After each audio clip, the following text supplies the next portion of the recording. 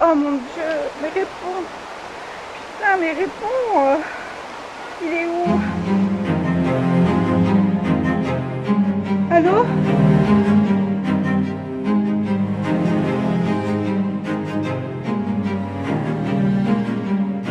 Sur l'arc méditerranéen, lors des pluies les plus violentes, quelques mois de précipitations peuvent tomber en quelques heures. S'ensuivent des inondations et ruissellements urbains destructeurs. Non conscients de l'importance du risque, certains décident de descendre en sous-sol pour accéder à leur véhicule. Le risque est grand de se retrouver piégé, que ce soit dans un parking souterrain, individuel ou collectif, public ou privé. Car lorsque le niveau d'eau augmente, il devient vite impossible d'ouvrir une porte. Ainsi, lors d'une crue en octobre 2015, une dizaine de personnes se sont noyées dans des parkings souterrains.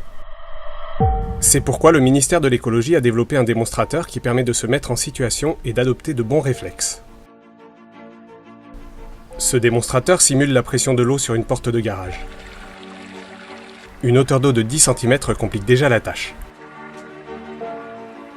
À 20 cm, les enfants et nombre d'adultes n'y arrivent plus. Très vite, il devient impossible de sortir.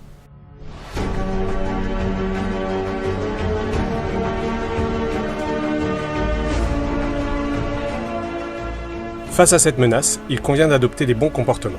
Tout d'abord, je ne descends pas dans les sous-sols et je me réfugie en hauteur en étage.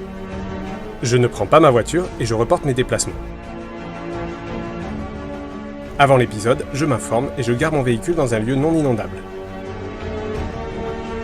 Pendant l'épisode, si je suis hors du parking, je n'y retourne sous aucun prétexte.